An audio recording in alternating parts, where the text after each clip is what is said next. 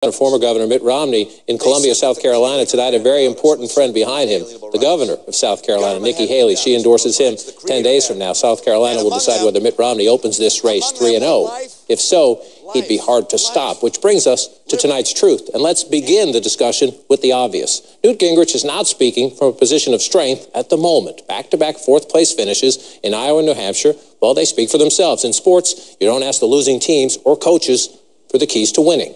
But the former speaker deserves points for candor, telling us yesterday right here he now views South Carolina as a must-win state. Today, he framed it this way.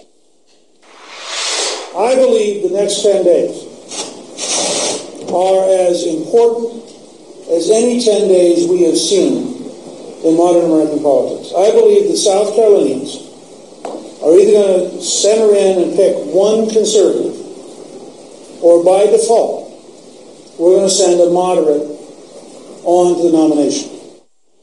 Now, perhaps a bit of hyperbole there. Some pretty big things have happened in modern American politics. But here's tonight's truth. The next 10 days are a defining moment, choosing time, for a Republican Party that's in the middle of an identity crisis. That choice belongs specifically to South Carolina Republicans, who can anoint Mitt Romney as their de facto presidential nominee or decide not so fast. Governor Romney has the biggest personal stake in that decision, but the rest of us are about to learn a lot about how much and how fast the Republican Party is changing. Here's one way to look at it. Is this 1996 or 2008, meaning after a few bumps and bruises, the party hands the nomination to the guy next in line? You know, Bob Dole, John McCain, Mitt Romney.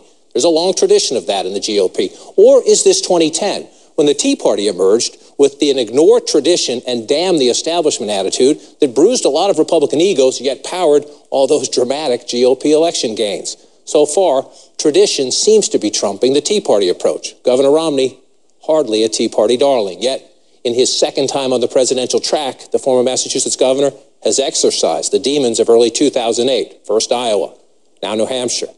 Is it his turn? South Carolina will tell us either yes or not so fast in just 10 days. And truth is, that vote will tell us a lot more. Will evangelicals unite around one Romney opponent or spread their votes, as we've seen so far? Will the Tea Party stop the establishment's rally around Romney movement, or does the big movement of 2010 have less sway already? Will GOP voters, especially downscale rural whites critical in several big fall battlegrounds, agree with the criticism of Romney's business record, or will they embrace Romney's suggestion it's a sign of desperation? President Obama is going to try and put free enterprise on trial. But, you know, Rick Perry and Newt Gingrich are going to be the witnesses for the prosecution. I'm not worried about that. Should he be worried? Well, truth is, that is just one of South Carolina's rather consequential choices. Let's get some more perspective now from CNN contributor, editor of conservative blog RedState.com, Erick Erickson, the Tea Party Express chairwoman Amy Kramer, and senior advisor for the Romney campaign, Mark DeMoss. Amy, I want to start with you because coming out of 2010 and into 2012, everybody said, wow, the Tea Party was the biggest new element, the surging element in the Republican Party. And forgive me, but it's pretty obvious. Tea Party did pretty good in Iowa in 2010. There was a Tea Party element in New Hampshire, pretty strong one in 2010. Mitt Romney is not a darling when you talk to Tea Party activists, and yet he's 2-0 heading into another state where the Tea Party was a booming force in 2012. Will we see it this year? I think South Carolina is going to be a game changer because I think that's where you're going to really see the power of the Tea Party movement. And like you said, we saw it in 2010 with their state elections there. And then going into Florida, you're going to see the same thing again. You know, I've talked to Governor Romney and his staff, and, you know, the thing with the Tea Party movement is the mandate. And the people across this country don't want a mandate, regardless if it comes from a state government or federal government. And he's going to have to reconcile that. But I can tell you this.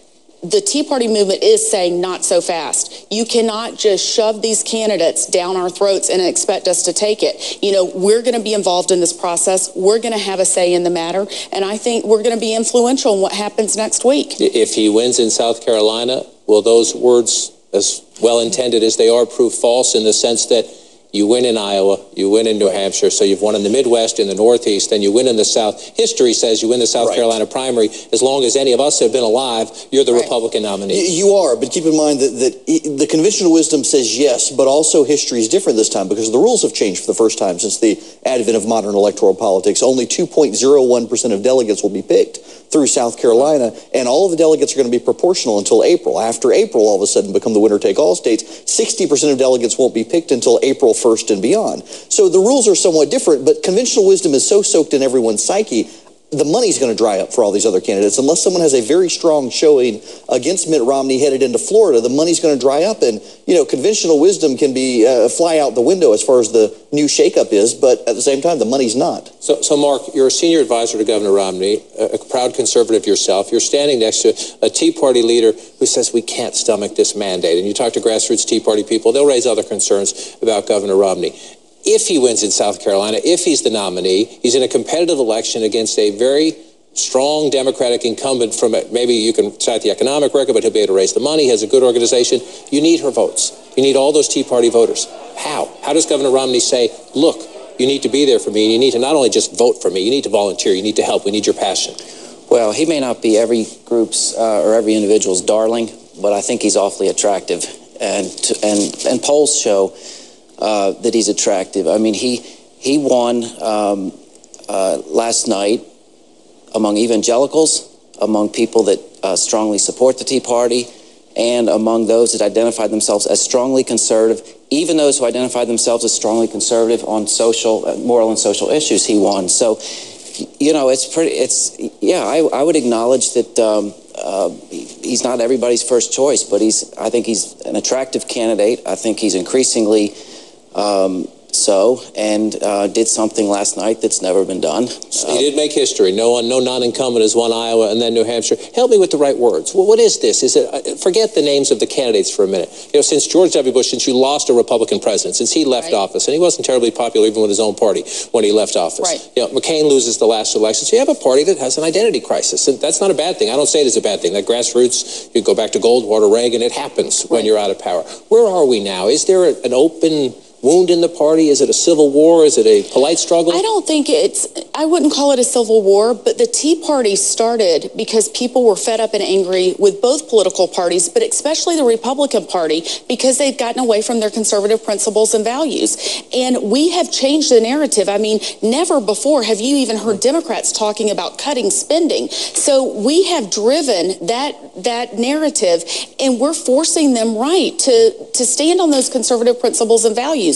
I want to go back to what we're talking about, why things have changed. When Michelle Bachmann got out of the race last week, I think all of a sudden the people in this movement realized, you know what, two of the most conservative candidates we had, Michelle Bachmann and Herman Cain, have now stepped out. We're left with this field. Sarah Palin's not getting in. There's no one that excites the base and puts the energy in like Sarah Palin. So we're going to have to choose from these candidates. And right now we see the establishment and the mainstream media pushing a candidate. And if we're going to engage, now is the time to do it. If you include me in that, I'm not pushing a candidate. I'm citing history. No, I'm citing history, though. I'm citing history. John, you can blame George Bush for this. He didn't have a successor in 2008. The party was not able to go through a cathartic process of either accepting Bush's vision for the party or rejecting it through a potential successor. So now we're having to refight battles that shouldn't have been fought in the first place if there was a nominee in 2008 coming from the Bush administration. Romney, to a degree, is being caught in the crossfire, and to some degree it's unfair for him, but it's happening. You know, post-Dole's loss, post-McCain's loss, everybody said some Republicans just stayed home. Are you convinced Governor Romney could convince them, maybe you don't love me, but you need to help me because President Obama's our opponent? Well, I hope that the end prize is big enough, grand enough to bring folks together. I mean, look, there's never been a candidate in the history of the world that any person has agreed with on every issue. And you won't find it. I don't agree with my wife on every issue. We've been married 24 years. I love her more than anybody in the world. So it's about choices, as you said. People presented themselves for this process. They've gone through it. Some get stepped out. Some are still in. And someone's going to be president in November. Maybe you guys can go off in a corner. We'll get a first experiment of how this unification might work. We're not giving anyone the nomination yet. 10 days to South Carolina. Mark, Amy, Eric, thanks for coming in tonight. It is a fascinating race still. And we're going to show you coming up the moment